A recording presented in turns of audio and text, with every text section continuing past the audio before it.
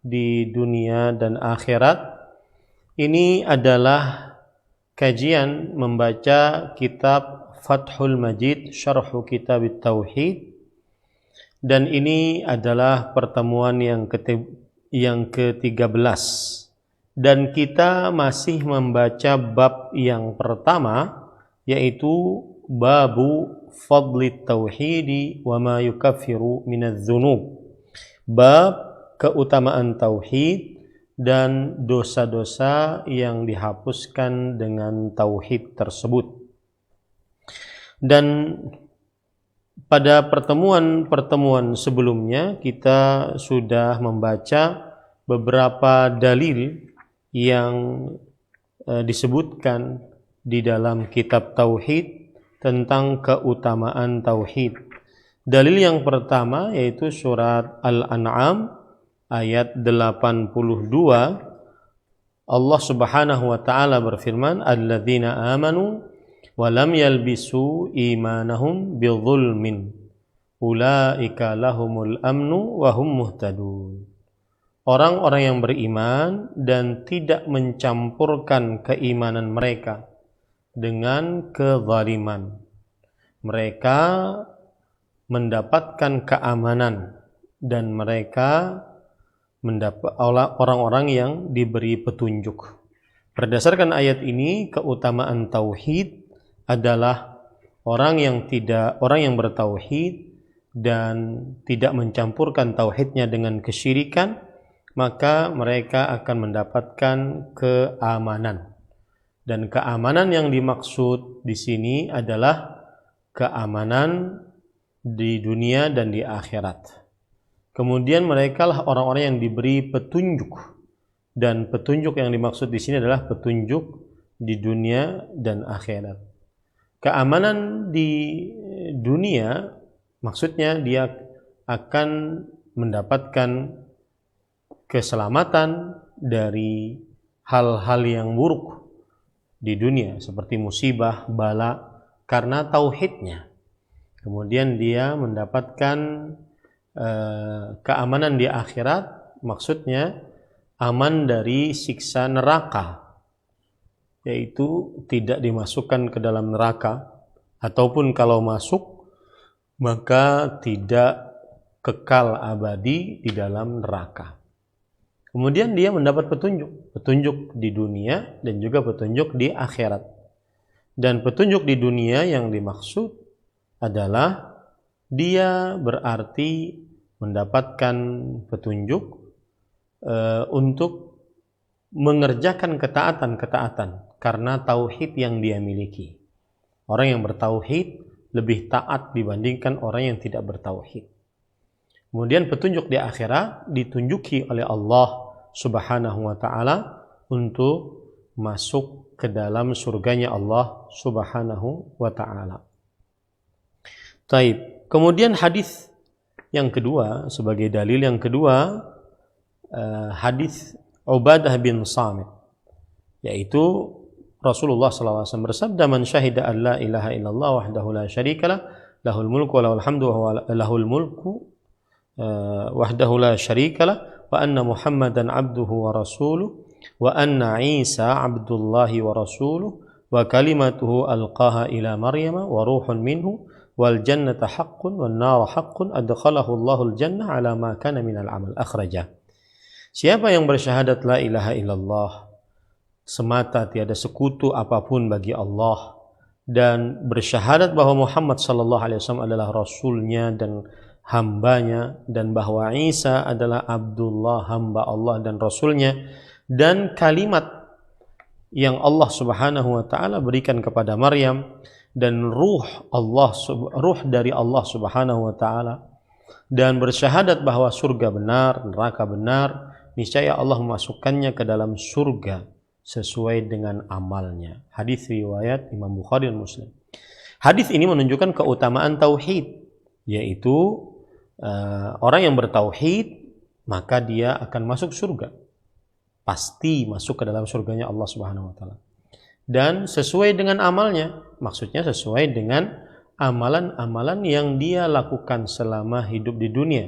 Artinya tingkatan-tingkatan dia di surga, dia akan masuk sesuai dengan amalannya tersebut. Tetapi bagaimanapun orang yang bertauhid akan masuk ke dalam surganya Allah Subhanahu wa taala. Kemudian pada pertemuan sebelumnya kita juga sudah membahas hadis yang kedua sebagai dalil yang ketiga di dalam bab ini, yaitu hadis dari Itban radhiyallahu anhu, dan diriwayatkan juga oleh Imam Bukhari dan Muslim. Fa innallaha harrama 'alan nar man qala la ilaha illallah yabtaghi bidzalika wajha Allah. Sesungguhnya Allah Subhanahu wa taala telah mengharamkan atas neraka siapa yang mengucapkan la ilaha illallah mencari dengan ucapan tersebut wajah Allah Subhanahu wa taala. Di dalam hadis ini terdapat keutamaan tauhid, yaitu orang yang bertauhid maka dia akan diharamkan oleh Allah dari api neraka. Dan tetapi perlu diperhatikan bahwa bertauhid di sini, yang mengucapkan la ilaha illallah di sini harus ikhlas, yaitu memurnikan ibadah hanya untuk Allah Subhanahu wa taala, dan ucapan dia tidak menginginkan kecuali hanya ridha Allah Subhanahu wa taala. Baik, itu dalil-dalil yang sudah kita pelajari. Sekarang kita membahas dalil yang selanjutnya yang dibawakan oleh penulis di dalam bab keutamaan tauhid dan dosa-dosa yang diampuni dengan tauhid, yaitu dalil yang keempat, hadis Rasulullah SAW. Saya bacakan. Wa an Abi Sa'id radhiyallahu anhu an Rasulillah sallallahu alaihi wasallam qala Musa ya Rabbi 'allimni shay'an adhkuruka wa ad'uka bih. Qala qul ya Musa la ilaha illallah. Qala kullu ibadika yaquluna hadha. Qala يا موسى لو أن السماوات السبع وعامرهن غيري والأرضين السبع في كفة ولا إله إلا الله في كفة مالت بهن لا إله إلا الله. رواه ابن حبان والحاكم وصححه. Dari Abu Sa'id Al-Khudri radhiyallahu anhu, dari Rasulullah sallallahu alaihi wasallam, beliau bersabda, Nabi Musa alaihi salam berkata, wahai Tuhanku, ajari aku sesuatu yang aku mengingatmu dan berdoa kepadamu dengannya. Kemudian Allah Subhanahu wa taala berfirman, katakanlah wahai Musa, la ilaha illallah.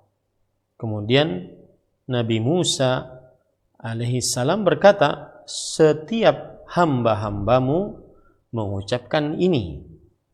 Kemudian Allah Subhanahu wa taala berfirman, wahai Musa, jikalau langit 7 lapis dan seisinya selainku, dan bumi 7 lapis di dalam sebuah daun timbangan, dan la ilaha illallah di dalam timbangan yang lain, maka akan berat dengan la ilaha illallah timbangan tersebut.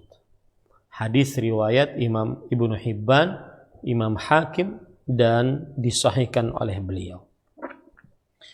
Ahibatil muslimun, afanillah wa iyyakum, para pemirsa Roja TV, para pendengar Radio Roja, dan seluruh kaum muslimin yang mengikuti kajian ini dimanapun berada, kita membaca syarah yang dibawakan oleh penulis kitab Fathul Majid. Yang jelas ini adalah dalil yang keempat dalam bab keutamaan tauhid. Penulis kitab Fathul Majid mengatakan, Abu Sa'id ismuhu Sa'ad bin Malik bin Sinan bin Ubaid al-Ansari al-Khazraji, sahabiyun jalil wa abuhu kadhalik. Ustusghira Abu Sa'id bi Uhud wa syahida ma ba'daha, mata bil Madinah sanata 3 atau 4 atau 50 wa 60 wa qila sanata 40 wa 60. Perhatikan baik-baik, Abu Sa'id Al-Khudri, nama beliau adalah Sa'ad bin Malik bin Sinan bin Ubaid al-Ansari. Beliau berarti dari kaum Ansar. Namanya berarti siapa? Abu Sa'id, namanya Sa'ad bin Malik bin Sinan. Terkenal memang dengan kunyahnya Abu Sa'id gitu ya. Kemudian beliau dari suku Khazraj, salah satu suku terbesar di kota Madinah. Dan beliau adalah sahabat Nabi. Bapaknya juga sahabat Nabi, yaitu Malik bin Sinan. Itu adalah sahabat Rasulullah SAW. Dan Abu Sa'id Al-Khudri radhiyallahu anhu masih dianggap kecil saat peperangan Uhud. Jadi beliau tidak ikut perang Uhud bukan karena beliau malas, tetapi karena belum baligh ikut perang. Kemudian beliau setelah itu baru diperbolehkan untuk ikut perang-perang setelahnya. Ya, di antaranya perang Khandaq, perang Hunain, perang-perang setelah perang Uhud. Beliau diperbolehkan karena sudah baligh. Kemudian beliau meninggal di kota Madinah tahun ke-64 atau 63 atau 65. 63, 64 atau 65. Ada beberapa pendapat akan hal itu. Nah, kemudian di dalam hadis tadi disebutkan qauluhu adzkuruka ay uthni alaik wa ad'uka ay as'aluka bih. Jadi kan Nabi Musa alaihissalam dalam hadis ini berkata, wahai Tuhanku, ajari aku sesuatu yang aku berzikir mengingat namamu dan berdoa kepadamu dengan sesuatu tersebut.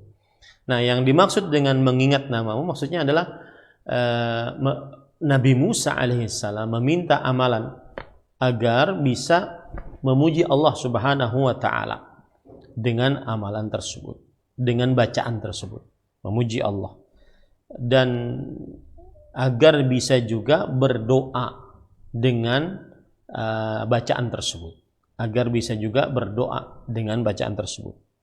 Kemudian Allah Subhanahu wa taala menjawab, "Qul ya Musa la ilaha illallah." Katakanlah wahai Musa alaihissalam, la ilaha illallah. Nah, itu bacaan yang diberikan oleh oleh Allah Subhanahu wa taala kepada Nabi Musa alaihi salam. Kemudian penulis kitab Fathul Majid rahimahullah berkata, "Fihi anna adh-dhakira biha yaquluha kulluha wa la yaqtasir ala lafdhil jalalah wa la ala huwa kama yaf'aluhu ghulatu juhalil mutasawwifah fa inna dhalika bid'atun wa dalalun." Artinya, ketika Allah Subhanahu wa taala mengatakan, wahai Musa, ucapkanlah la ilaha illallah.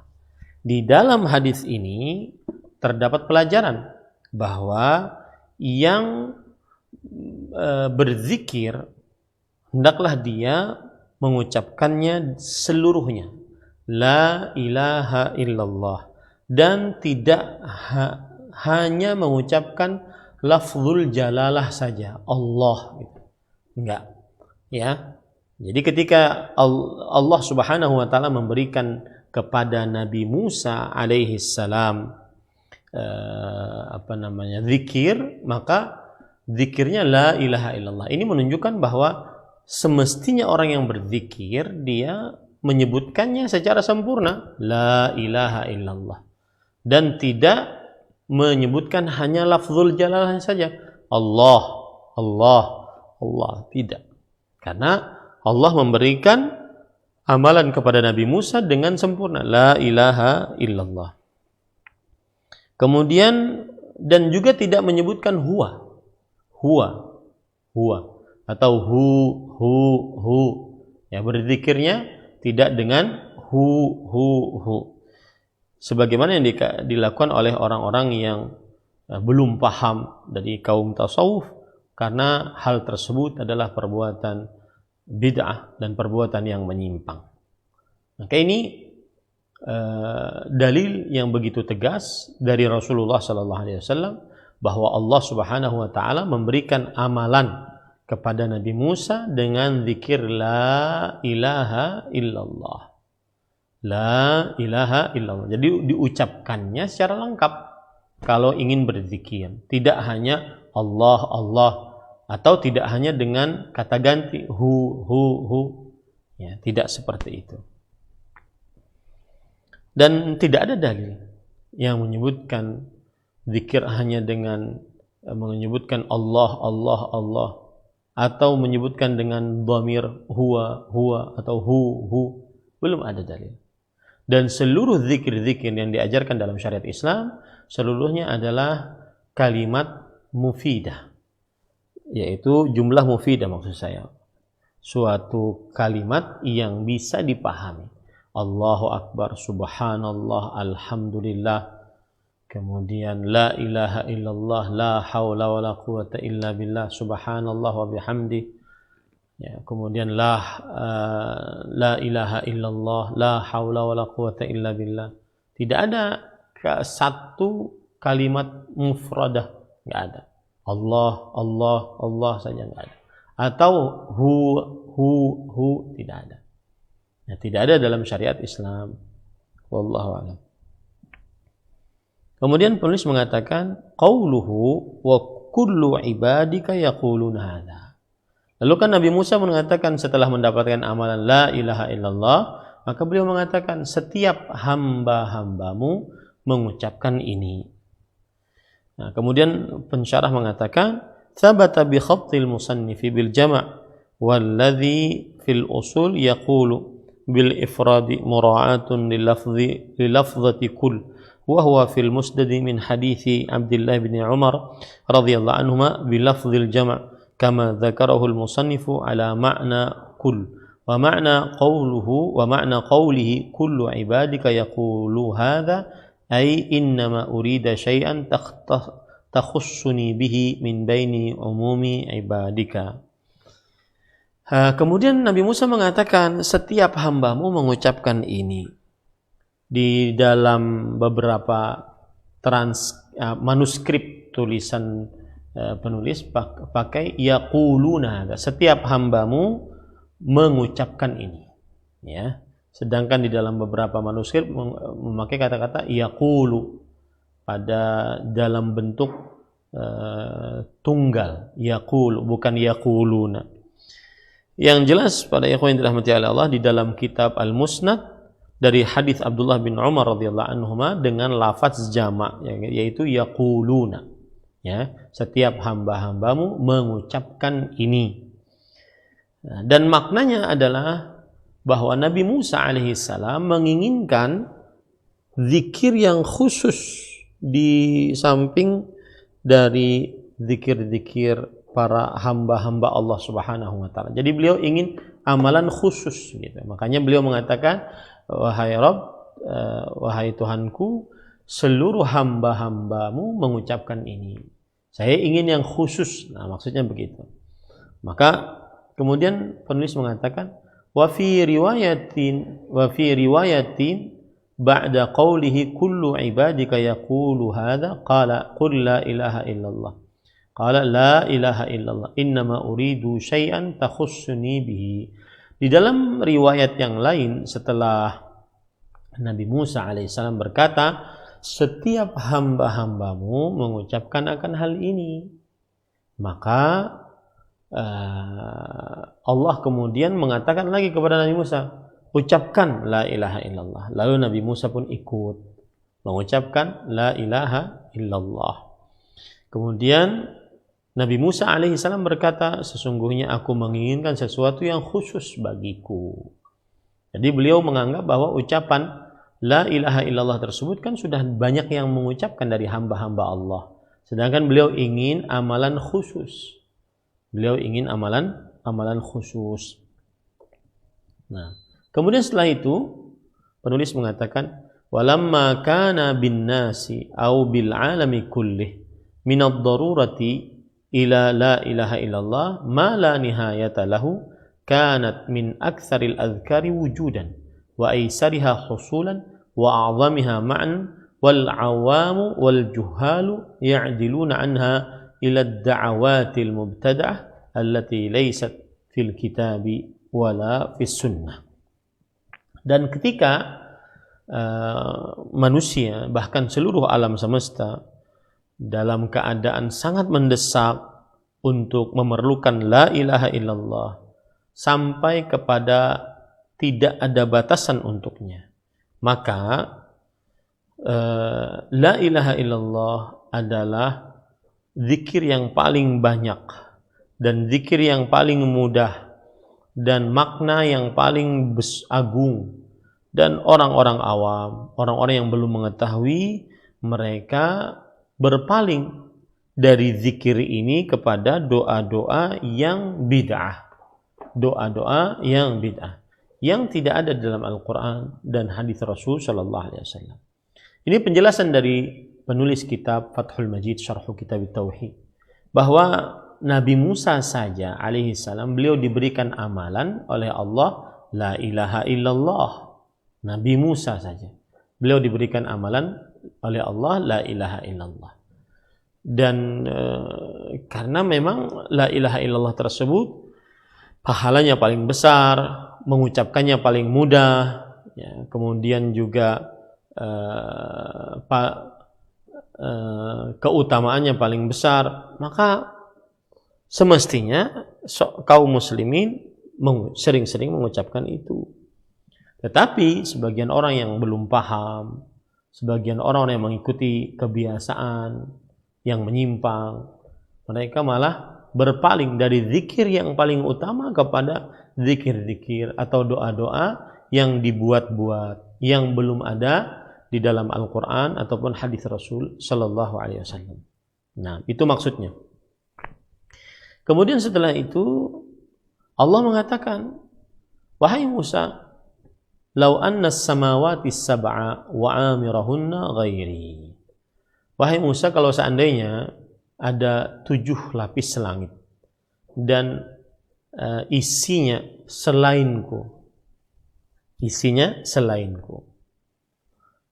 Para ikhwan yang dirahmati oleh Allah, huwa bin nasbi atfun ala samawat, yang artinya ketika disebutkan wa'amirahunna, ya, dan isinya ini adalah isi, maksudnya isi langit, yaitu maksudnya lau annas samawati sab'a wa man fihinna minal ummar ghairullah, yaitu kalau seandainya ada 7 lapis langit dan siapa saja yang ada di dalam 7 lapis langit tersebut dari orang-orang yang tinggal di dalamnya, ghairullah, selain Allah Subhanahu wa taala, wal aradina sab'a wa man fihinna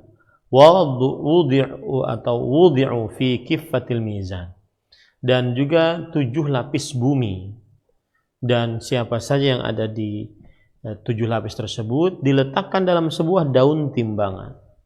Wala ilaha illallah fil kiffatil ukhra, dan la ilaha illallah di dalam timbangan yang lain. Malat bihinna la ilaha illallah, maka akan berat daun timbangan tersebut yang ada la ilaha illallahnya. Ini menunjukkan keutamaan dari la ilaha illallah, yaitu memberatkan timbangan pada hari kiamat. Nah, ini keutamaan tauhid.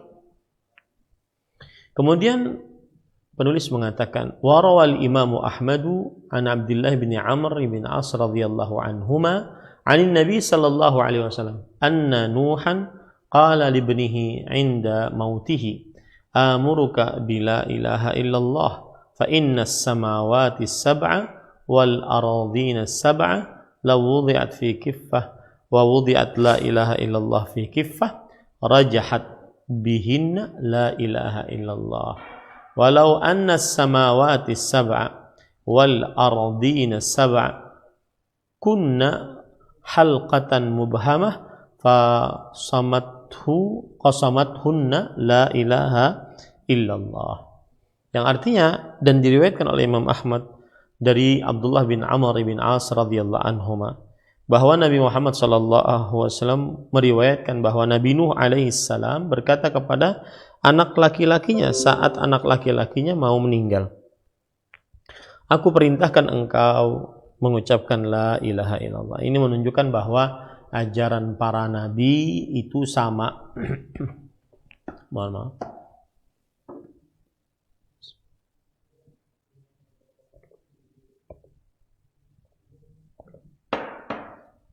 ajaran para nabi sama, yaitu tauhid. Makanya kan ada hadis Rasul sallallahu alaihi wasallam bersabda, al-anbiya ikhwatun li'allat, ummahatuhum syatta wa dinuhum wahid. Para nabi itu saudara sesepupu, dan ibu-ibu mereka berbeda-beda, tetapi ajaran mereka satu, yaitu tauhid. Nah, di sini disebutkan, aku memerintahkan, kata Nabi Nuh alaihissalam kepada anaknya, yang anaknya tidak mau ikut perahu. Kemudian ketika mau meninggal, Nabi Nuh mengatakan, aku memerintahkan engkau untuk mengucapkan la ilaha illallah. Karena sesungguhnya 7 lapis langit dan 7 lapis bumi, jika diletakkan dalam sebuah daun timbangan dan diletakkan la ilaha illallah di dalam timbangan yang lain, maka akan diberatkan timbangan tersebut dengan yang ada la ilaha illallah. Dan jikalau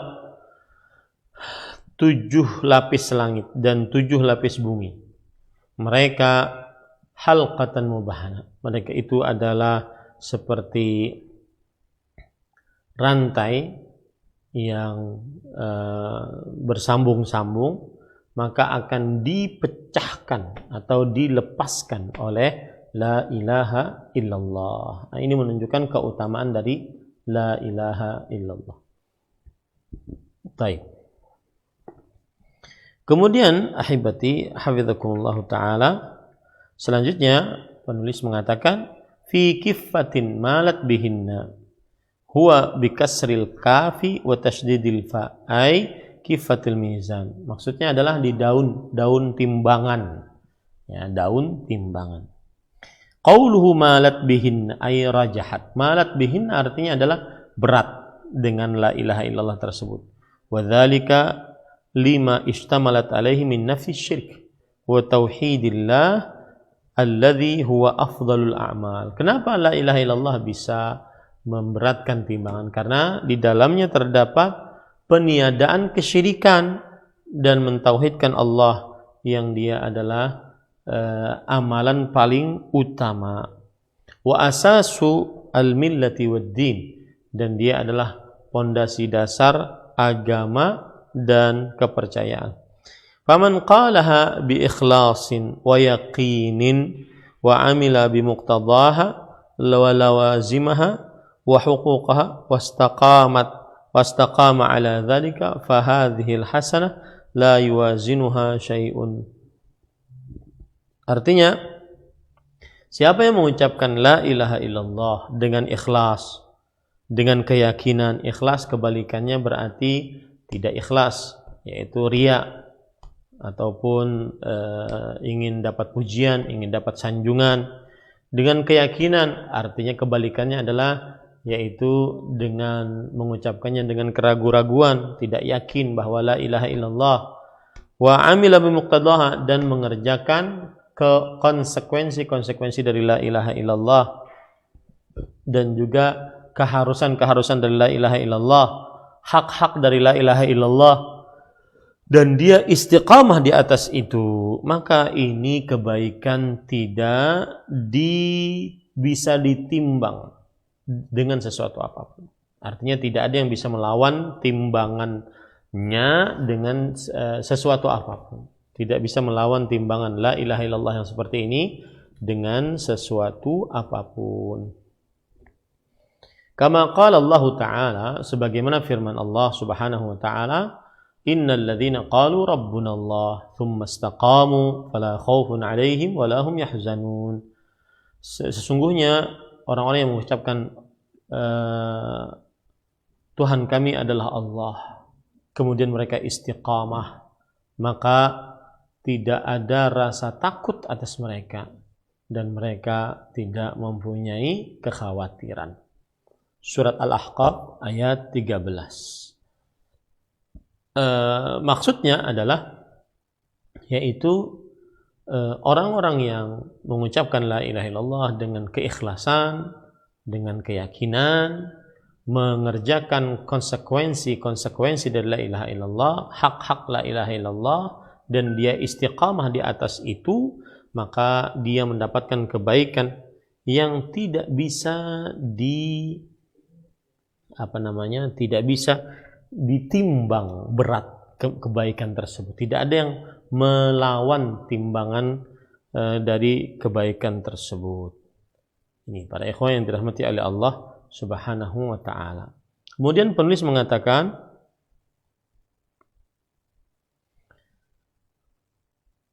wa dalla al-hadits ala an la ilaha illallah afdalul dzikr wa ka hadits Abdullah bin Amr bin As marfu'an radhiyallahu anhuma marfu'an khairud du'a'i du'a'u yaumi Arafah wa khairu ma qultu ana wan nabiyyuna min qabli la ilaha illallah wahdahu la syarika lah lahul mulku wa lahul hamdu wa huwa ala kulli syai'in qadir. Rawahu Ahmadu wa Tirmidzi. Dan hadis ini menunjukkan bahwa la ilaha illallah adalah seutama-utama zikir atau zikir yang paling utama. Seperti hadis Abdullah bin Amr bin As radhiyallahu anhuma yang diriwayatkan secara marfu' sampai kepada Rasulullah sallallahu alaihi wasallam yang berbunyi, doa paling baik adalah doa pada hari Arafah, dan apa yang aku ucapkan dan nabi-nabi sebelumku mengucapkannya yang paling baik adalah ucapan la ilaha illallah wahdahu la syarikalah lahul mulku wa lahul hamdu wa huwa ala kulli syai'in qadir. Hadis riwayat Imam Ahmad dan Imam At-Tirmidzi. Kemudian para ikhwah yang dirahmati oleh Allah Subhanahu wa taala,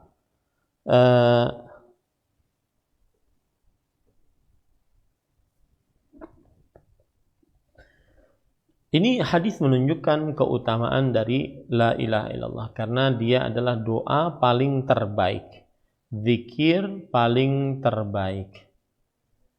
Ini para ikhwan yang dirahmati oleh Allah. Kemudian wa anhu aidan marfu'an innallaha sayukhallisu rajulan min ummati ala ru'usil khalaiqi yaumal qiyamah fayanshuru alaihi 99 sijillan kullu sijillin mithlu maddil basar thumma yaqulu atunkiru min hadha shay'an adzalamaka katabati hal hafizun fayaqulu la ya rabbi fayaqulu afalaka udhrun fayaqulu la ya rabbi fayaqul bala inna laka indana hasanatan fa innahu la dhulma alayka al-yawma فتخرج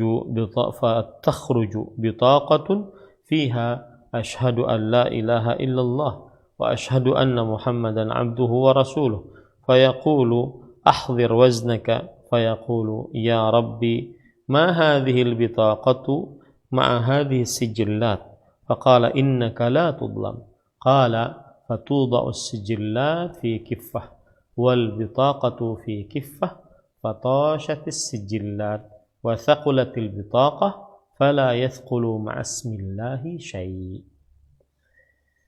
Kemudian juga penulis menyebutkan hadis yang menunjukkan keutamaan la ilaha illallah memberatkan timbangan. Sebagaimana dia zikir yang paling utama, la ilaha illallah, la ilaha illallah, makanya sangat dianjurkan bagi kaum muslimin untuk mengucapkan la ilaha illallah. Karena dia zikir yang paling utama. Dan di samping zikir yang paling utama, la ilaha illallah juga memberatkan timbangan sebagaimana hadis yang lain, ya, yaitu dari Abdullah bin Amr bin As radhiyallahu anhuma secara marfu' juga terangkat sampai kepada Rasulullah sallallahu alaihi wasallam bahwa Rasulullah SAW bersabda yang artinya sesungguhnya Allah Subhanahu wa taala akan mengambil salah seorang dari umatku di hadapan seluruh makhluk pada hari kiamat. Lalu dibentangkan atasnya 99 buku catatan. Setiap buku catatan seperti mata yang memandang. Setiap buku catatan seperti mata yang memandang. Kemudian setelah itu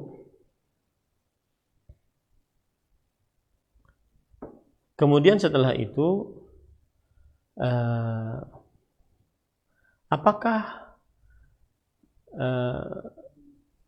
Allah Subhanahu wa taala berfirman, apakah kamu mengingkari semuanya ini?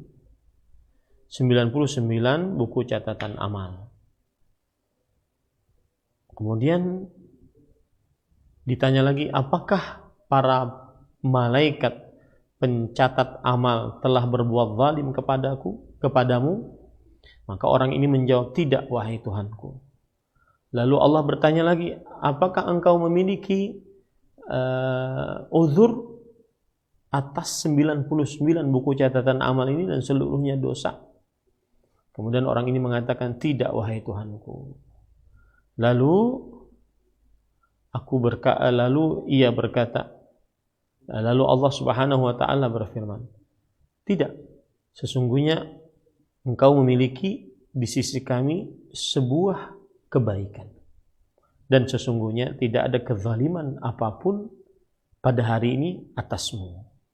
Artinya orang tersebut mempunyai 99 buku catatan dan seluruhnya adalah dosa.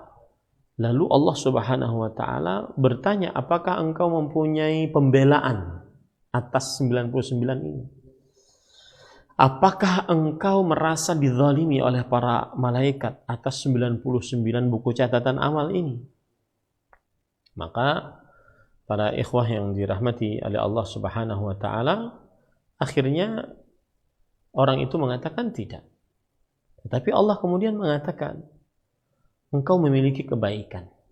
Kebaikanmu tidak akan pernah dizalimi, walaupun kebaikanmu cuma satu. Lalu keluarlah satu kertas tertulis la ilaha illallah, asyhadu an la ilaha illallah wa asyhadu anna muhammadan abduhu wa rasuluh. Lalu setelah itu ditimbanglah kartu tersebut dengan 99 buku catatan amal yang seluruhnya dosa. Ditimbanglah. Kemudian berkatalah, wahai Tuhanku, bagaimana bisa ditimbang buku catatan 99 ini dengan satu kertas ini? Jelas-jelas kalah. Maka Allah mengatakan, sesungguhnya engkau tidak akan terzalimi. Lalu ditimbanglah buku catatan amal di dalam daun timbangan dan kertas tersebut di dalam daun timbangan.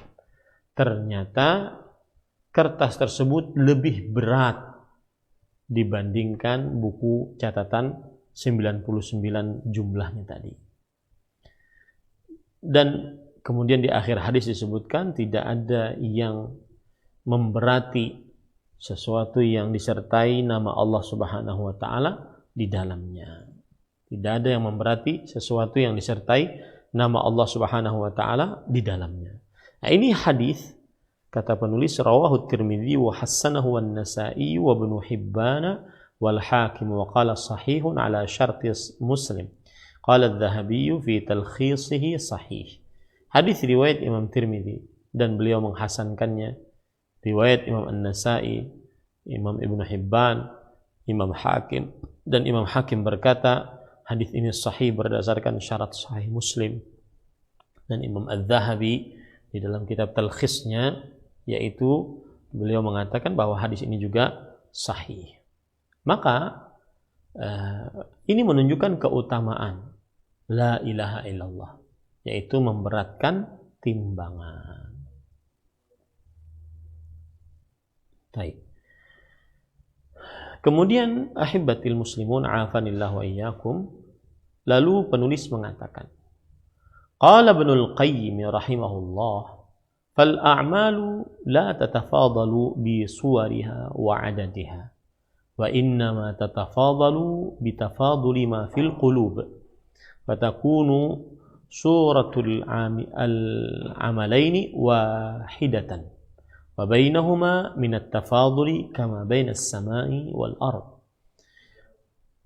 Imam Ibnul Qayyim rahimahullah berkata, amalan-amalan saling berbeda atau saya ulangi, amalan-amalan tidak berbeda-beda berdasarkan gambarannya dan jumlah bilangannya, tetapi berbeda-beda dengan perbedaan apa yang menancap di dalam hati.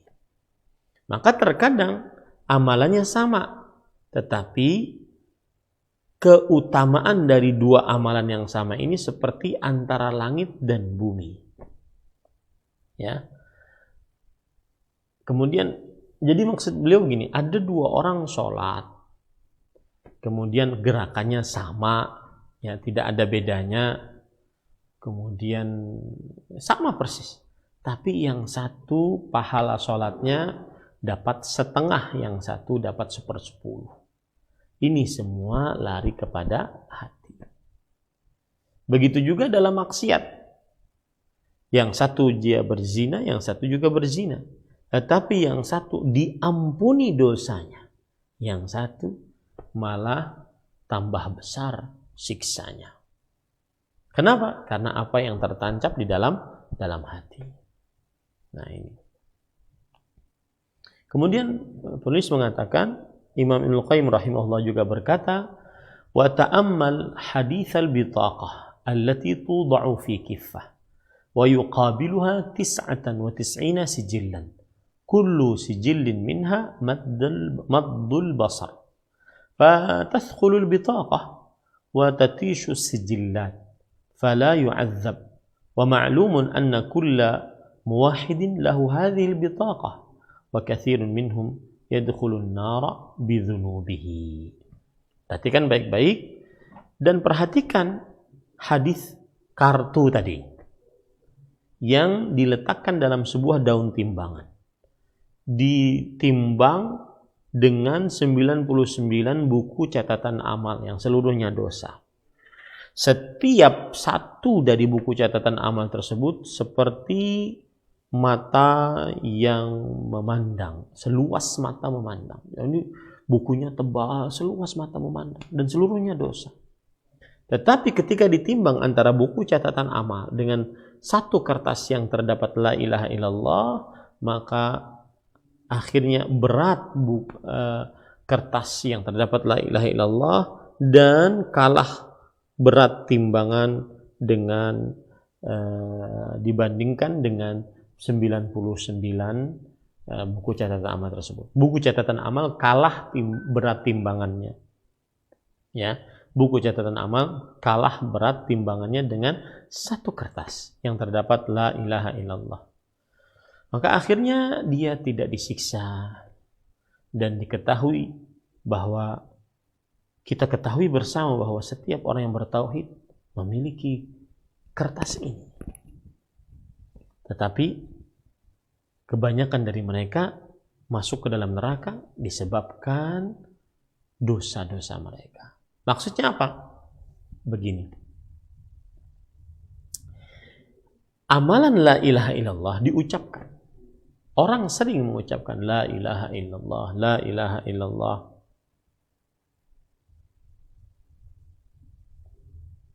La ilaha illallah, la ilaha illallah, la ilaha illallah. Orang sering mengucapkan itu. Tetapi yang jadi ukuran adalah bukan hanya sekedar mengucapkan, bukan jumlah bilangan yang diucapkan, tetapi apa yang menancap di dalam hati. Itu yang bisa memberatkan timbang.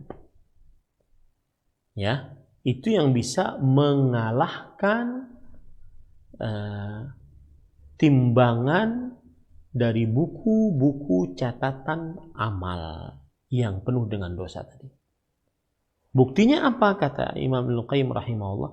Ada orang yang mengucapkan la ilaha illallah, bertauhid dia, tapi dia masuk ke dalam neraka. Disebabkan kenapa? Karena dosa-dosanya. Ini menunjukkan ucapan la ilaha illallahnya hanya di lisan, tidak menancap di dalam hati, akhirnya tidak mengerjakan konsekuensi-konsekuensi dari la ilaha illallah tersebut. Nah, kemudian para ikhwan yang dirahmati oleh Allah Subhanahu wa taala, penulis kemudian mengatakan wa qauluhu rawahu Ibnu Hibban wal Hakim wa sahhahahu Ibnu Hibban ismuhu Muhammad Ibnu Hibban bikasril muhmalah wa tasydidil muwahhadah Ibnu Ahmad Ibnu Hibban Ibnu Mu'ad Abu Hatim At-Tamimi Al-Busti Al-Hafidh Sahibut Tasanif Kas-Sahih Wat-Tarikh Wad-Du'afa Wath-Thiqat wa ghairi dhalik. Qala al-Hakim kana min aw'iyatil ilmi fil fiqhi wal lughati wal hadithi wal wa'dhi wa min uqala'ir rijal mata sanata 40 wa 50 wa 300 bi madinati Bust bi dhammil muwahhadah wa sukunil muhmalah. Hadis diriwayatkan oleh Imam Ibnu Hibban dan Imam Hakim dan beliau mensahihkannya. Imam Ibnu Hibban nama beliau adalah Muhammad bin Hibban, yaitu dengan memberikan harokat kasrah pada ha, kemudian memberikan harokat tasydid pada ba Hibban. Muhammad bin Hibban bin Ahmad bin Hibban bin Mu'ad, dan kunyahnya Abu Hatim, berasal dari suku Tamim Al-Busti. Dan beliau adalah seorang hafidh, yaitu ahli hadis, kemudian banyak menulis buku seperti kitab Sahih Ibnu Hibban, seperti kitab Sejarah Ibnu Hibban, seperti kitab Rawi Lemah Imam Ibnu Hibban, seperti kitab rawi-rawi terpercaya yang ditulis oleh Imam Ibnu Hibban, dan yang lain-lainnya. Imam Al-Hakim dalam kitab beliau mengatakan bahwa Imam Ibnu Hibban adalah termasuk tempat yang sangat luas dari ilmu, di dalam ilmu fikih, ilmu bahasa, ilmu hadis, nasihat, dan termasuk orang-orang yang cerdas. Dan beliau wafat pada tahun 354, berarti ulama Islam abad ke-4 Hijriah. Dan beliau wafat di kota Bust, Kemudian ammal hakimu fasmuhu Muhammad ibnu Abdullah ibnu Muhammad An-Naisaburi. Dan adapun Imam Hakim, kan tadi diriwayatkan oleh Imam Ibnu Hibban dan Imam Hakim. Imam Hakim namanya Muhammad bin Abdullah bin Muhammad An-Naisaburi, Abu Abdullah Al-Hafidh, wa yu'rafu bi Ibn al-Bay', wulida sanata 21 wa 300, wa sannafat tasanif kal Mustadraki wa Tarikh Naisabur wa ghairihima, wa mata sanata 45. Dan kunyah beliau adalah Abu Abdullah, dan beliau juga ahli hadis, dan gelar beliau atau panggilan beliau Ibnul Bay'. Entah mengapa disebut Ibnul Bay', yang artinya anak seorang penjual, pedagang. Dan beliau dilahirkan pada tahun 321, dan beliau menulis banyak buku seperti kitab Al-Mustadrak, kemudian sejarah kota Naisabur, dan yang selainnya. Dan beliau wafat pada tahun 405 Hijriah. Berarti beliau kira-kira ulama Islam abad ke-5 Hijriah. Dan hadis yang kita baca ini, para ikhwah yang dirahmati oleh Allah Subhanahu wa taala, hadis ini meskipun ada kelemahan dalam sanad periwayatan hadisnya, namun statusnya dapat terkuatkan oleh syawahid, yaitu oleh hadis-hadis penunjang, oleh hadis-hadis yang menunjangnya, hadis-hadis lain yang semakna dengannya, ya. Yang jelas sebagian ulama ada yang melemahkannya, ya, tetapi seperti misalkan Al-Hafidh Ibnu Hajar melemahkannya karena di dalam periwayatannya ada seorang Darraj bin Sam'an, tetapi sebagian ulama lain mensahihkannya dikarenakan ada syawahid, hadis-hadis lain yang semakna dengannya yang menguatkannya. Dan yang jelas faedah dari hadis ini adalah Nabi Musa alaihissalam pun perlu untuk diingatkan oleh Allah akan keagungan kalimat la ilaha illallah. apalagi nabi-nabi, apalagi manusia biasa. Apalagi manusia biasa. Kemudian yang kedua, Allah Subhanahu wa taala berada di atas langit sebagaimanapun para malaikat di langit. Hanya saja malaikat membutuhkan langit, adapun Allah Subhanahu wa taala tidak membutuhkan langit. Justru langitlah yang membutuhkan Allah Subhanahu wa taala. Dalam surat Fatir ayat 41, Innallah yumsikus samawati wal arda an tazula wala in zalata in amsakahuma min ahadin min ba'dih.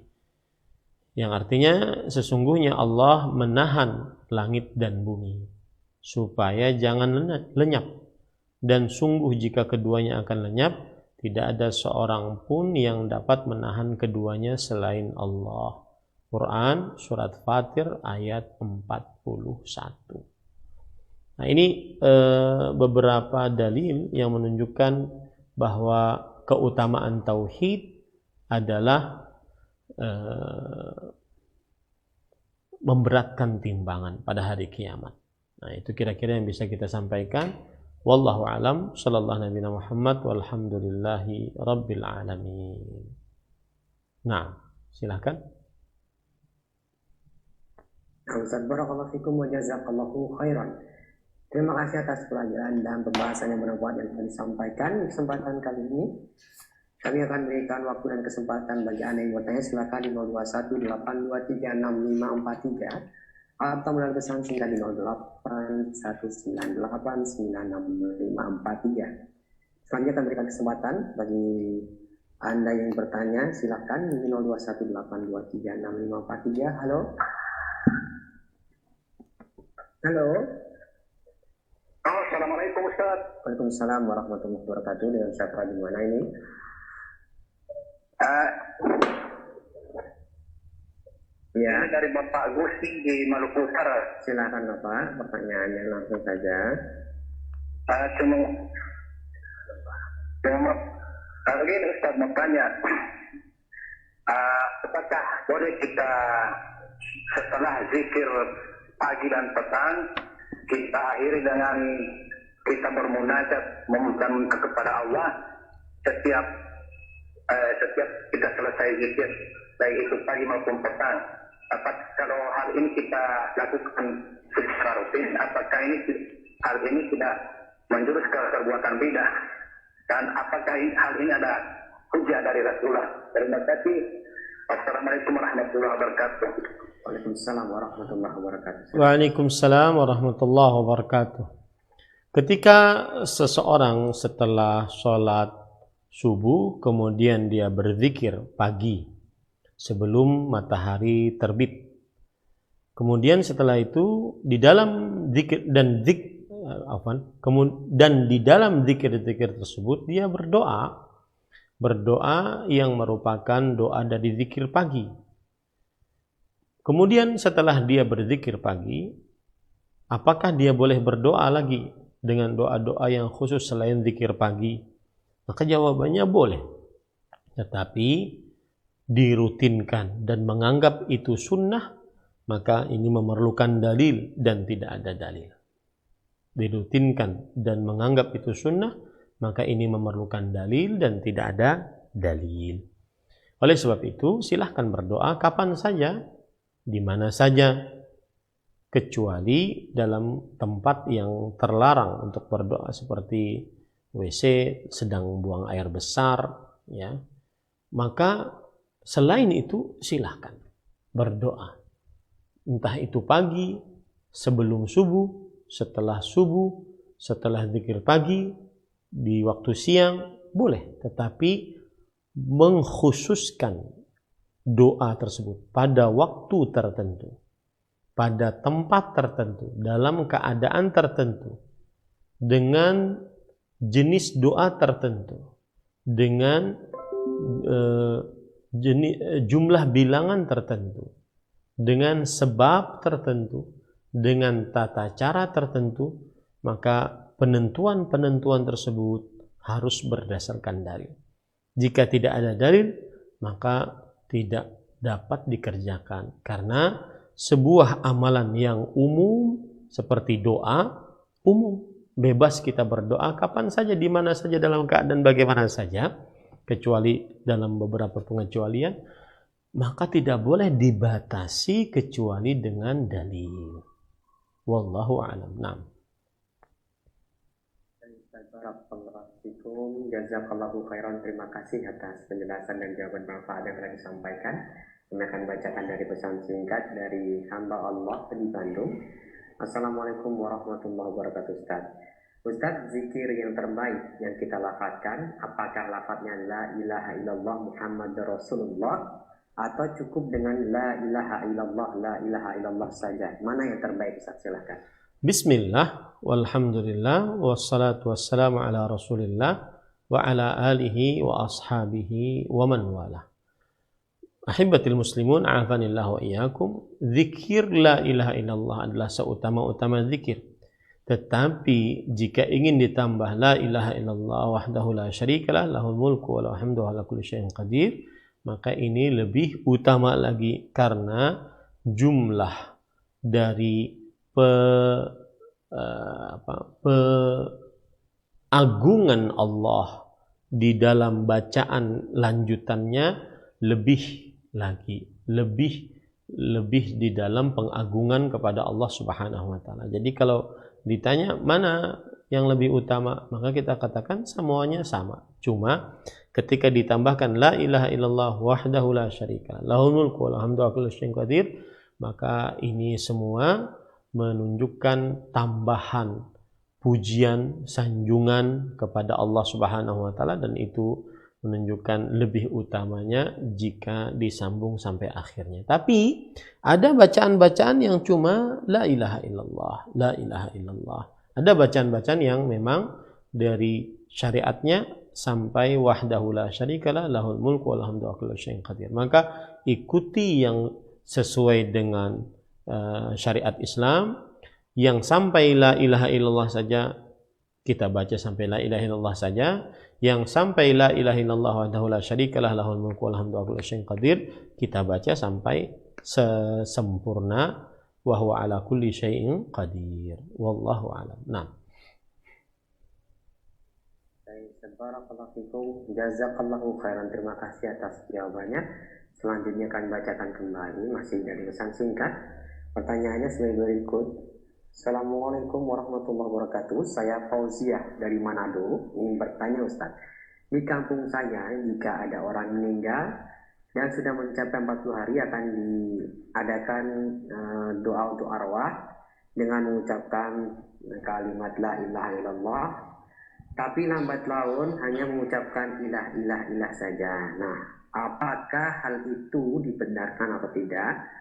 Atau ini termasuk dari perbuatan yang menyelisihi sunnah atau bid'ah? Silakan, Ustaz.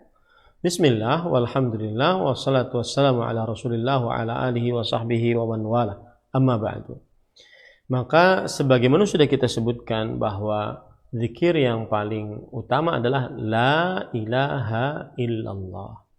Adapun dipotong-potong, maka ini belum ada syariatnya dari Rasulullah sallallahu alaihi wasallam. Tapi saya khawatir bahwa yang bertanya mungkin mendengarnya ilah saja, karena mereka yang berzikir la ilaha illallah terlalu cepat. La. Jadi terlalu cepat. Akhirnya yang terdengar hanya ilah. Ya, hanya terdengar ilahnya saja. Nah, mungkin itu yang terdengar, tetapi mereka tetap mengucapkan la ilaha illallah. Maka zikir yang benar adalah la ilaha illallah dan diucapkan sendiri-sendiri, tidak berjamaah, dan diucapkan pada waktu kapan saja, tidak terkhusus setelah mati atau meninggalnya seseorang 40 hari atau 1, 2, 3, kemudian 7, kemudian 25, kemudian 40, kemudian 70, kemudian 100, kemudian setiap tahun. Maka syariat yang seperti ini belum disyariatkan oleh Rasulullah Sallallahu Alaihi Wasallam.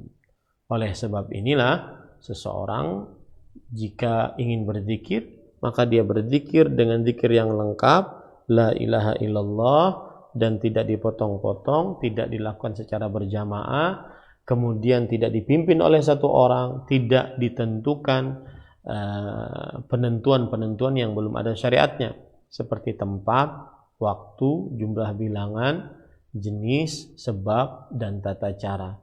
Maka penentuan-penentuan, pembatasan-pembatasan yang 6 tersebut harus sesuai dengan syariat Islam.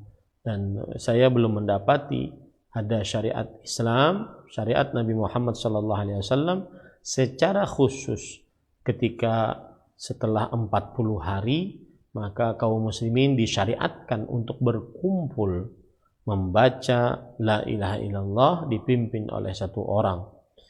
Apalagi membacanya dengan suara yang keras, apalagi membacanya dengan dipotong hu saja atau illa saja, maka ini belum ada syariatnya yang saya ketahui, sepengetahuan saya yang sangat pendek. Wallahu a'lam. Nah.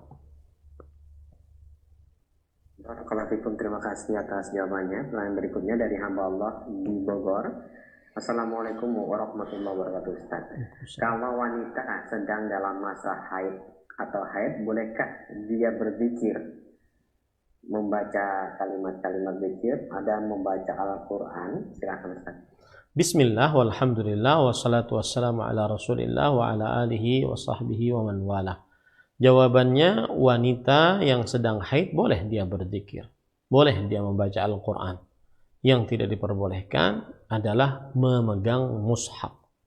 Hal ini berdasarkan beberapa dalil berikut. Yang pertama yaitu Aisyah radhiyallahu anha bercerita, kana Rasulullah sallallahu alaihi wasallam yadhkurullah ala kulli ahyani. Rasulullah sallallahu alaihi wasallam berzikir kepada Allah dalam setiap keadaan beliau. Kemudian yang kedua adalah Rasulullah sallallahu alaihi wasallam tentang wanita yang sedang haid diperbolehkan untuk membaca Al-Quran berdasarkan keumuman ya, perintah untuk membaca Al-Quran. Iqra'ul Quran, bacalah Al-Quran. Ini umum, belum ada pengecualian darinya. Maka termasuk di dalamnya wanita yang sedang haid boleh membaca Al-Quran. Adapun ada ayat atau ada hadis la taqra'ul haidhu walal junubu syai'an minal Qur'an. Seorang wanita haid dan orang yang sedang junub tidak membaca sedikit pun dari Al-Quran, maka hadis ini dilemahkan oleh para ulama hadis. Tetapi yang benar adalah seorang wanita yang suci, wanita yang haid, wanita yang istihadah boleh membaca Al-Quran. Yang tidak diperbolehkan adalah memegang mushafnya. Rasul sallallahu alaihi wasallam bersabda, la yamassu hadzal Qur'ana illa tahir. Tidak ada yang memegang mushaf ini kecuali seorang yang suci. Ya. Wallahu a'lam. Nah. Baik, Ustaz, barakallahu fikum. Terima kasih atas nasihat dan jawabannya. Selanjutnya kami berikan kembali kesempatan untuk Anda yang menghubungi kami via telepon di layanan telepon 0218236543. Halo. Assalamualaikum warahmatullahi wabarakatuh. Waalaikumsalam warahmatullahi wabarakatuh. Silakan Ibu, pertanyaannya dengan siapa di mana? Dari Ibu Yun dari Pekanbaru, Ustaz. Ya, silakan. Mau menanyakan tentang zikir tadi. Kalau membaca Allah saja kan tadi dibilang nggak boleh gitu ya. Tidak ada orang mengatakan bahwa waktu orang lagi sekarang namanya susah dia bacakan panjang-panjang. Nah, disuruh baca Allah aja, berarti tidak boleh, Ustaz. Sudah, Bu, cukup? Ya, udah. Makasih, Ustaz. Ya. Assalamualaikum. Assalamualaikum warahmatullahi wabarakatuh. Silakan. Bismillah, walhamdulillah, wassalatu wassalamu ala rasulillah wa ala alihi wa sahbihi wa man wala. Amma ba'du, di dalam syariat Islam disebutkan oleh Rasul sallallahu alaihi wasallam, jika ada orang yang mau sekarat, maka dia ditalqinkan la ilaha illallah. Rasulullah sallallahu alaihi wasallam bersabda, laqinu mautakum la ilaha illallah. Talqinkanlah orang yang mau meninggal dari kalian la ilaha illallah. Jadi lengkap begitu, la ilaha illallah. Dan Rasul sallallahu alaihi wasallam mendapatkan wahyu dari Allah, dan Allah lebih mengetahui maslahat yang disanggupi oleh manusia. Maka talkinkanlah la ilaha illallah. Ya, kalau seandainya ucapan la ilaha illallah berat bagi orang yang sekarat, kemudian ganti saja dengan Allah agar dia mudah, maka ini tentunya Allah lebih mengetahui maslahat bagi hamba-hambanya. Tetapi belum ada syariat yang seperti itu. Nah, kita tidak boleh membuat syariat baru. Rasulullah SAW mengatakan la ilaha illallah. Talkinkanlah orang yang mau meninggal di antara kalian la ilaha illallah. Kemudian setelah itu ucapkanlah, kemudian Rasulullah SAW bersabda, man kana akhiru kalamihi la ilaha illallah dakhala jannah. Siapa yang terakhir ucapannya la ilaha illallah, niscaya dia masuk surga. Siapa yang ucapannya la ilaha illallah, niscaya dia masuk surga. Maka pada saat itu ucapkanlah la ilaha illallah. Karena kunci pintu surga la ilaha illallah, bukan ucapan lafzul jalalah Allah. Kunci pintu surga la ilaha illallah, bukan ucapan dhamir hu atau huwa. Demikian. Wallahu a'lam. Nah. Barakallahu fikum Ustaz. Terima kasih atas jawabannya. Selanjutnya kami berikan kesempatan kembali masih via telepon di 0218236543. Halo. Belum tersambung, silahkan kembali kami berikan kesempatan bagi yang ingin hubungi kami via telepon di 0218236543. Halo. Halo.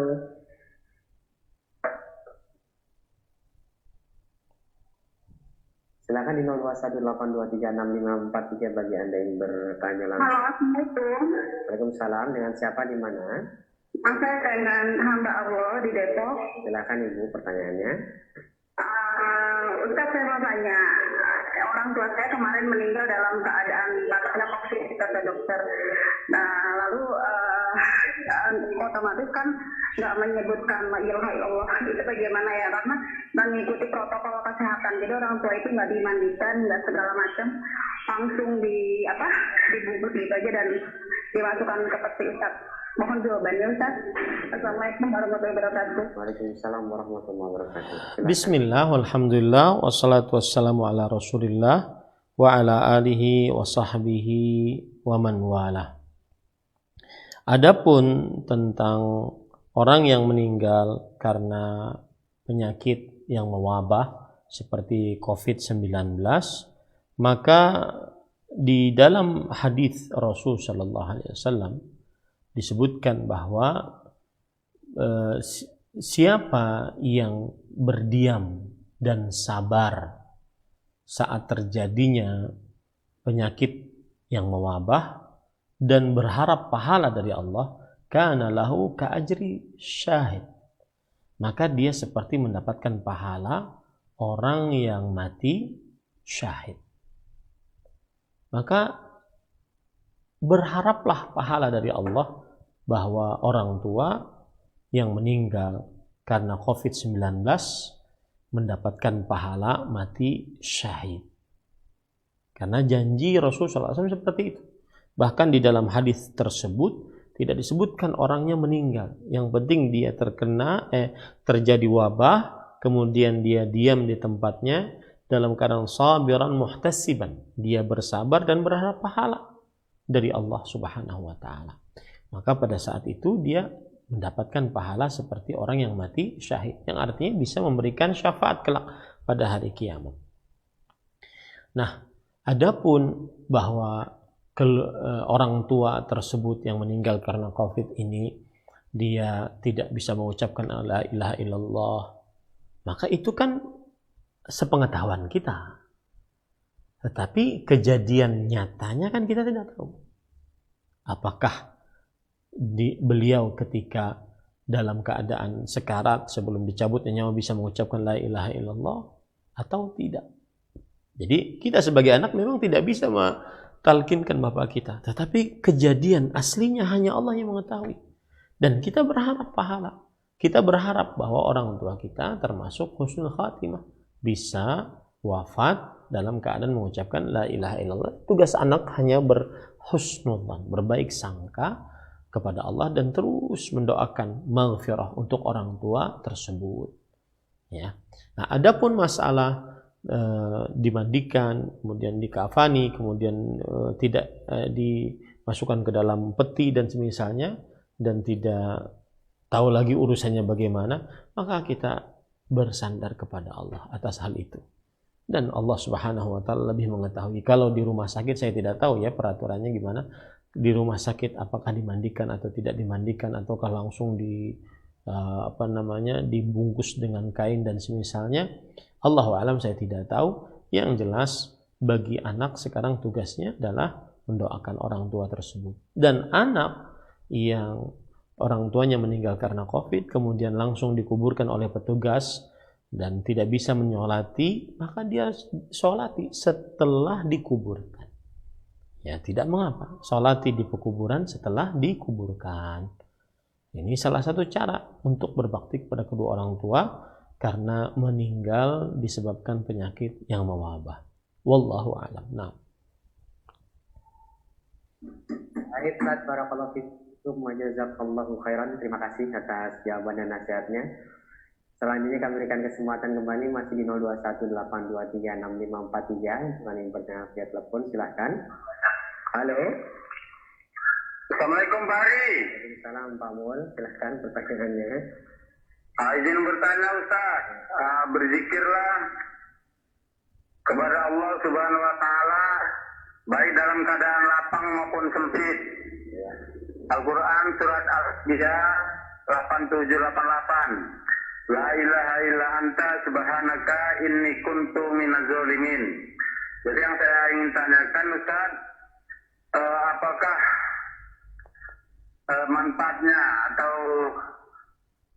pahalanya serupa dengan zikir la ilaha illallah? Itu aja Ustaz. Baik, semoga bertambah ilmu kami Ustaz. Terima kasih. Assalamualaikum warahmatullahi wabarakatuh. Bismillah, walhamdulillah, wassalatu wassalamu ala rasulillah wa ala alihi wa sahbihi wa man wala. Ayat yang disebutkan dari surat Al-Anbiya ayat 87-88 berbunyi wa dhannun idh dhahaba mughadiban fa dhanna an lan naqdira alayh fanada fi dhulumat an la ilaha illa anta subhanak inni kuntu minadh dhalimin fastajabna lah wa najjaynahu minal gham wa kadzalika nunjil mu'minin. Dan ingatlah kisah Nabi Yunus yang masuk ke dalam ikan paus. Ketika ia pergi dalam keadaan marah, lalu ia menyangka bahwa kami tidak mempersulitkannya, maka ia menyeru dalam keadaan yang sangat gelap, yaitu di dalam perut ikan paus, kemudian di dasar lautan, dan pada malam gelap gulita. Kemudian beliau berdoa, la ilaha illa anta subhanak. Tidak ada Tuhan yang berhak disembah selain Engkau.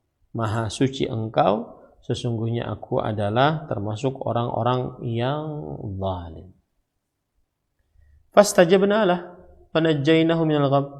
Maka kami telah memperkenankan doanya dan kami menyelamatkannya daripada kedukaan. Wa kadzalika nunjil mu'minin. Demikianlah kami selamatkan orang-orang yang beriman. Pertanyaannya, apakah la ilaha illa anta subhanak ini sama dengan la ilaha illallah? Maka jawabannya secara makna iya, sama. La ilaha illa anta, la ilaha illallah, sama. Tidak ada Tuhan yang berhak disembah selain Allah. Tidak ada Tuhan yang berhak disembah selain Engkau. Engkau dimaksud di sini adalah Allah Subhanahu wa taala. Adapun dari sisi keutamaan, maka keutamaan la ilaha illa anta subhanak inni kuntu minadh dhalimin disebutkan oleh Rasulullah sallallahu alaihi wasallam di dalam hadis yang sahih bahwasanya tidaklah orang mengucapkan la ilaha illa anta subhanak inni kuntu minadh dhalimin dan dia dalam keadaan sulit kecuali Allah Subhanahu wa taala akan mengangkat kesulitannya dan mengabulkan doanya. Kecuali Allah Subhanahu wa taala akan mengangkat kesulitannya dan mengabulkan doanya. Nah, ini menunjukkan keutamaan dari bacaan la ilaha illa anta subhanak inni kuntu minadh dhalimin. Rasulullah SAW bersabda, da'watud dinnun, yaitu doanya orang yang di dalam ikan paus, yaitu la ilaha illallah, la ilaha illa anta subhanak inni kuntu minadh dhalimin. Tidaklah seorang berdoa dengannya kecuali Allah akan mengangkat kesulitannya. Wallahu a'lam. Nah. Ustaz, barakallahu fikum wa jazakallahu khairan. Pertanyaan selanjutnya kami berikan kesempatan untuk Anda yang bertanya via pesan singkat, silahkan di 021 di 081 989 6543. Pertanyaan selanjutnya dari Abdullah di Cilengsi yang bertanya, Ustadz, di beberapa masjid di wilayah kami sering sebelum mengumandangkan azan maka dia berzikir subhanallah, la ilaha illallah dan lain sebagainya, kemudian berazan. Nah, apakah hal yang demikian zikir yang memang dibolehkan atau hal ini perkara yang baru dalam agama kita? Silakan. Bismillah, walhamdulillah, wassalatu wassalamu ala rasulillah wa ala alihi wa sahbihi wa man walah. Sepengetahuan saya yang pendek, belum ada zikir khusus yang dibaca sebelum azan. Mendekati waktu-waktu azan, maka belum ada zikir khusus.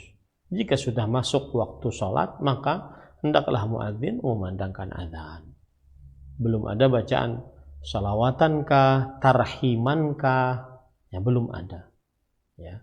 Dan saya berharap ketika kita mengucapkan atau menjawab jawaban seperti ini, bukan berarti kita tidak toleran, tetapi kita menjawab sesuai dengan kapasitas ilmiah yang pernah kita pelajari.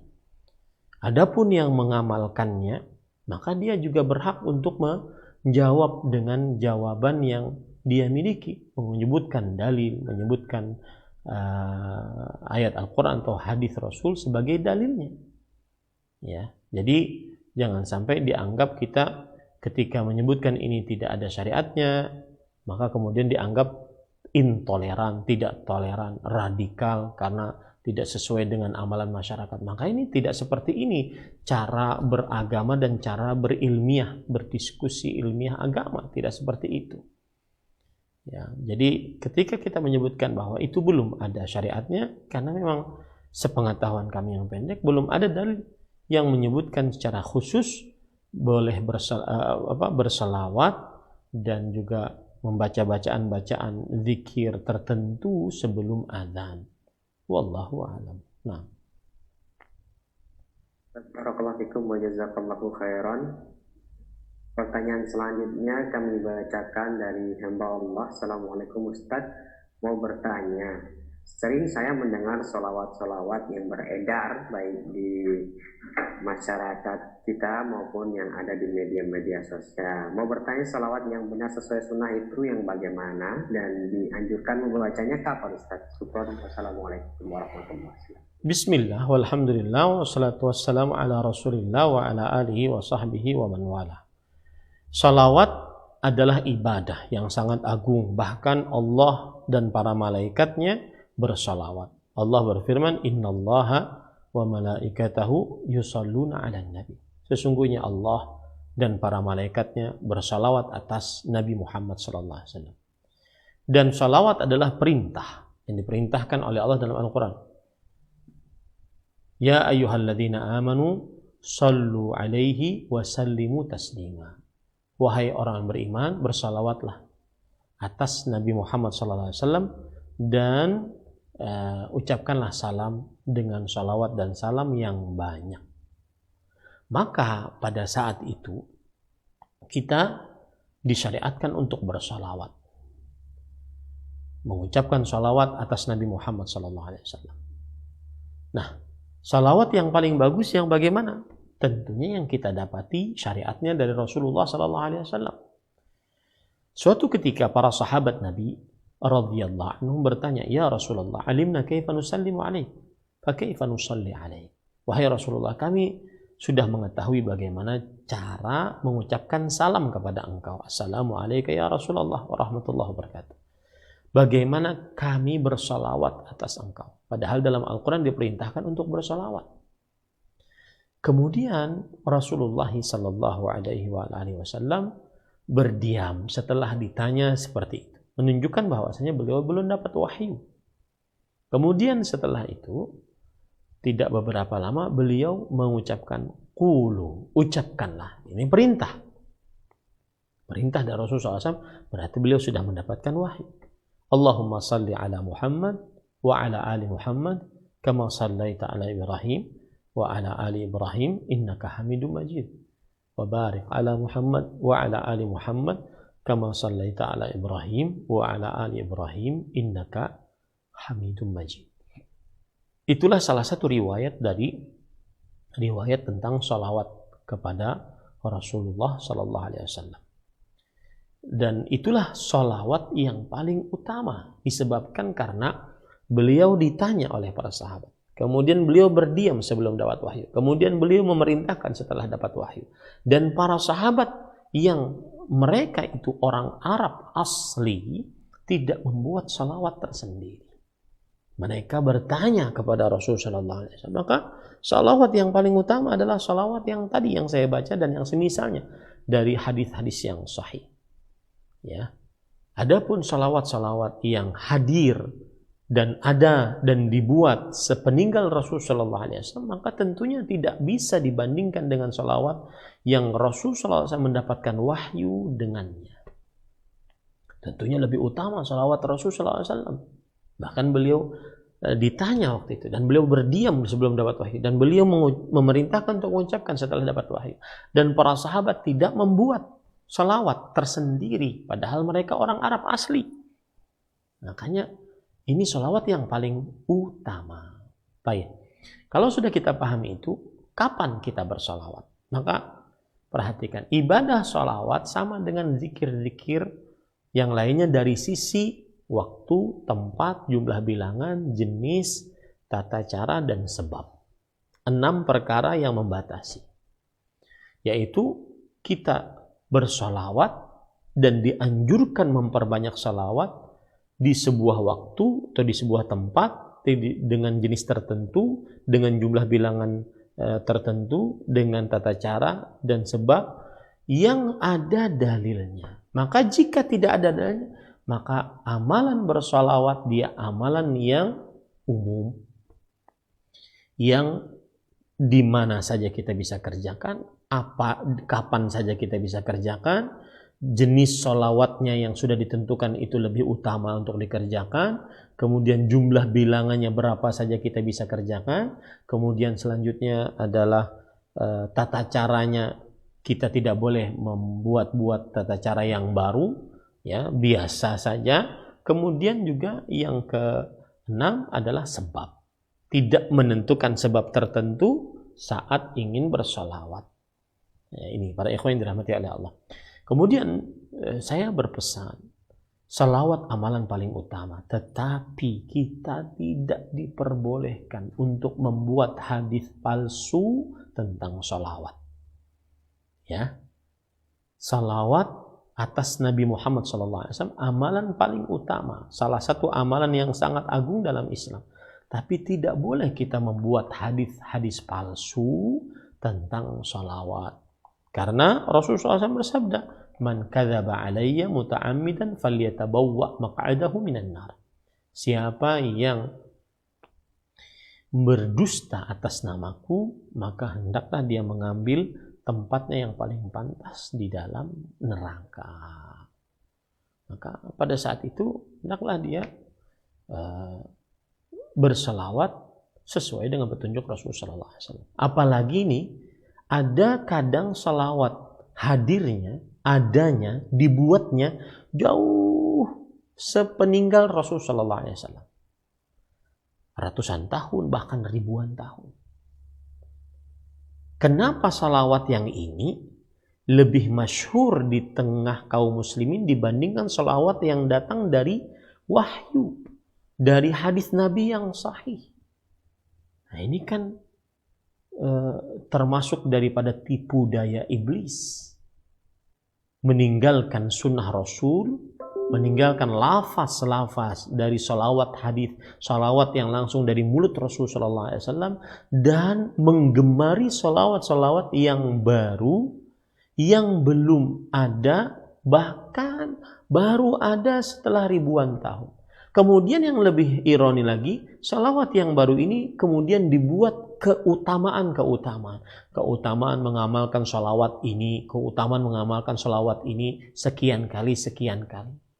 Sedangkan salawat Rasul yang dari hadis Rasul yang sahih keluar dari mulut Rasul Shallallahu Alaihi Wasallam, beliau ditanya, kemudian beliau tidak menjawab sebelum dapat wahyu, kemudian beliau memerintahkan setelah dapat wahyu, para sahabat tidak membuatnya, ya, maka semestinya salawat itu yang lebih terkenal di tengah kaum muslimin. Salawat itu yang lebih masyhur di tengah kaum muslimin. Salawat itu semestinya yang paling banyak dikerjakan oleh kaum muslimin. Dan satu lagi, Nabi Muhammad SAW tidak pernah bersalawat dengan alat-alat musik. Tidak pernah. Salawatan dengan alat-alat musik, Rasulullah SAW tidak pernah melakukannya.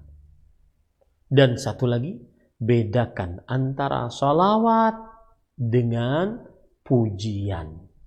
Bedakan antara salawat dengan menceritakan keagungan-keagungan Rasulullah SAW. Maka salawat ibadah tersendiri yang disebutkan dalam Al-Quran, dalam hadis Rasulullah SAW. Semoga yang disampaikan bermanfaat. Wallahu a'lam. Nah, Ustaz, barakallahu fikum wa jazakallahu khairan. Terima kasih atas jawabannya. Pertanyaannya kami bacakan kembali pesan singkat dari hamba Allah di Cianjur, Jawa Barat, mau bertanya, apakah ada dalilnya bahwa kita harus ditalkin dulu kalau mau mengamalkan kalimat thayyibah, yaitu la ilaha illallah? Dalilnya kata mereka adalah karena katanya Nabi Muhammad SAW ditalkin oleh malaikat. Kemudian terus para sahabat ditalkin oleh Nabi sendiri, atau Nabi Muhammad SAW. Termasuk kita, maka harus ditalkin dulu oleh guru kita, yang nantinya kita mengamalkan kalimat thayyibah terus menerus sambil ngobrol pun di dalam hati harus terus berpikir kalimat thayyibah. Apakah benar atau bid'ah pernyataan tersebut? Silakan Ustaz. Bismillah, alhamdulillah, wassalatu wassalamu ala rasulillah wa ala alihi wa sahbihi wa man wala. Dalil dari orang yang dalam keadaan sekarat ditalkinkan la ilaha illallah, hadis tadi yang saya sebutkan, laqinu mautakum la ilaha illallah. Talkinkanlah orang-orang yang mau meninggal dari kalian la ilaha illallah, agar man kana akhiru kalamihi la ilaha illallah dakhil jannah. Siapa yang terakhir ucapan dalam hidupnya la ilaha illallah, niscaya dia masuk ke dalam surganya Allah Subhanahu wa taala. Agar seperti itu, maka talkinkanlah la ilaha illallah saat dalam keadaan sekarat. Taib. Kemudian dalam pertanyaan tadi, dan semestinya orang, kata pertanyaan tadi, ketika dalam keadaan bagaimanapun dia selalu berzikir dalam hatinya la ilaha illallah, la ilaha illallah. Maka jawabannya, seseorang di dalam kehidupannya dia senantiasa berusaha untuk berzikir. Zikir apapun termasuk di dalamnya la ilaha illallah. Dan berzikir yang paling utama dengan lisan dan dipahami oleh hati. Tidak cukup hanya sekedar berzikir di dalam hati, tapi juga dengan lisan. Maka saat kita dalam keadaan duduk, berbaring, berdiri, berjalan, maka berzikirlah dimanapun kita berada. Ya, berzikirlah kepada Allah Subhanahu wa taala sirran wa alaniyah, baik dalam keadaan rahasia ataupun tersembunyi. Rahasia maksudnya adalah sendiri, tidak di hadapan orang banyak, tersembunyi di hadapan khalayak ramai, yaitu juga kita juga berzikir saat duduk-duduk bermajlis, ucapkan la ilaha illallah, astagfirullah, subhanallah, ya, seperti itu. Wallahu a'lam. Baik, Ustaz, barakallahu fikum wa jazakallahu khairan. Terima kasih atas jawabannya. penjelasan yang bermanfaat. Selanjutnya kami berikan kesempatan kembali untuk Anda yang menginginkan via telepon, silahkan. Halo. Halo, assalamualaikum warahmatullahi wabarakatuh. Waalaikumsalam warahmatullahi wabarakatuh. Silahkan. Dengan Busanina Dinong, Barakullah Ustaz. Barakallah. Ustaz, ingat orang yang tidak memutuskan perkara menurut hukum Allah ada 3 macam. Karena benci dan usaha kepada hukum Allah. Orang yang semacam ini kafir kita surat Al-Maidah. Yang B, kadang menurut hawa nafsu dan merugikan orang lain dinamakan zoli banyak berterima surat Al-Maidah. Betul, karena kasih sebagaimana disebutkan oleh ayat 47 surat ini. Nah, pertanyaan saya dari ketiga ini, apakah dia akan abadi yang kekal di neraka? Assalamualaikum warahmatullahi wabarakatuh. Waalaikumsalam warahmatullahi wabarakatuh. Mohon diulangi, akhi Ahdi, pertanyaannya. Intinya dari apa yang beliau sebutkan A, B, C tadi, apakah dengan melanggar itu nanti dia akan kekal abadi di neraka karena dosa-dosa yang dikerjakan tersebut? Bismillah, walhamdulillah, wassalatu wassalamu ala rasulillah wa ala alihi wa sahbihi wa wala. Telah disepakati oleh para ulama tidak ada dosa yang mengekalkan seseorang di dalam neraka kecuali kesyirikan, berdasarkan ayat Al-Quran, innallaha la yaghfiru an yushraka bih wa yaghfiru ma duna dzalika liman yasha. Sesungguhnya Allah tidak mengampuni dosa yang mensyirikkannya dan akan mengampuni dosa selain itu bagi siapa yang dikehendakinya. Dan dosa kekufuran, ya, yang mati di atas kekufuran maka tidak diampuni dosanya oleh Allah Subhanahu wa taala. La yukhaffafu anhumul azab wa lahum yunsarun. Mereka tidak diringankan siksanya dan tidak akan ditolong orang yang kafir. Kemudian orang yang munafik akbar, innal munafiqina fid darkil asfali minan nar.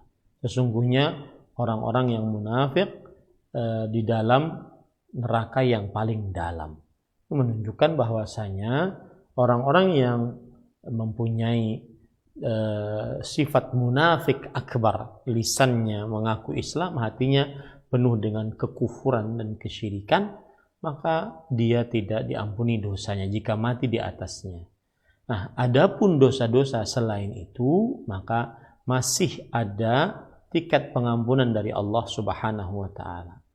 Ini kalau seandainya dia belum bertobat dari dosa tersebut sampai dia mati. Tapi kalau sudah bertobat, maka Allah Maha Pengampun.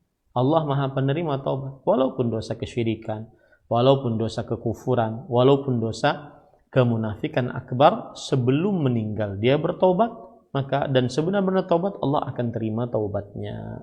Wallahu a'lam. Nah. Baik, Ustaz, barakallahu fikum wa jazakallahu khairan. Kami akan bacakan pertanyaan kita di pesan singkat. Nampaknya ini pertanyaan terakhir di pertemuan kita, Ustaz. Assalamualaikum Ustaz, dari Abdullah di Bandung.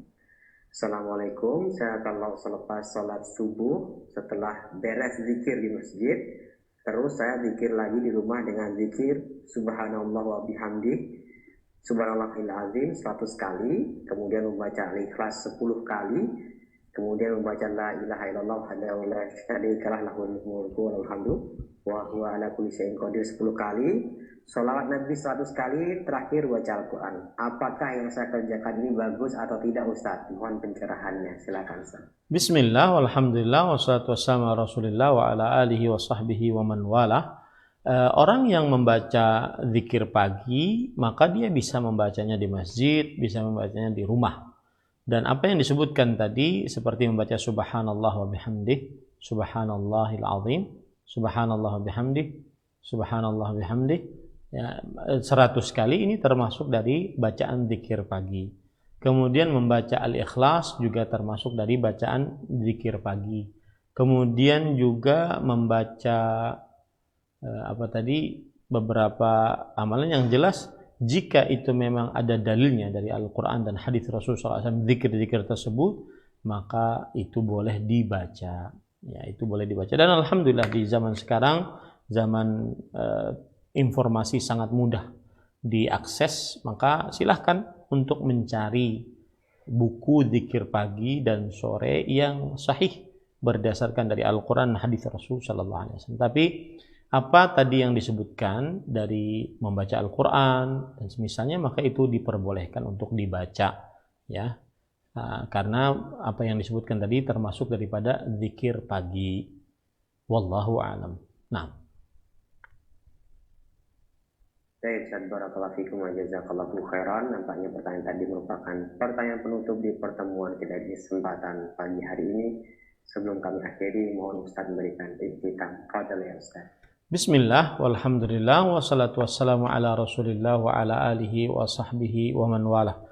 Seperti biasa, kita setelah kajian Fathul Majid, maka saya akan menyebutkan ringkasan yang sudah kita pelajari sehingga kita benar-benar paham apa yang dimaksudkan dari apa yang sudah kita pelajari.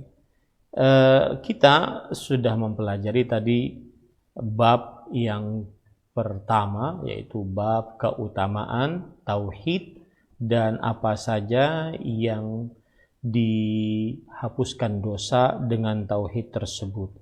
Kemudian kita membaca dalil yang keempat, yaitu hadis dari Abu Sa'id Al-Khudri radhiyallahu anhu, Sa'ad bin Malik ibn Sinan radhiyallahu anhu. Dan kemudian pada dalil yang keempat tersebut disebutkan bahwasanya keutamaan dari tauhid adalah memberatkan timbangan. Keutamaan dari tauhid adalah memberatkan timbangan. Maka siapa yang bertauhid dan dia memurnikan tauhidnya, menerapkan tauhidnya dengan sebenar-benarnya, menjauhkan diri dari kesyirikan, tunduk patuh dan taat hanya kepada Allah Subhanahu wa taala, maka pada saat itu dia akan diberatkan timbangan. Meskipun dosanya banyak, saat ditimbang dosa tersebut kalah dengan tauhid. Ini yang bisa saya sampaikan. Sallallahu Nabi Muhammad walhamdulillahi rabbil alamin. Wassalamualaikum warahmatullahi wabarakatuh.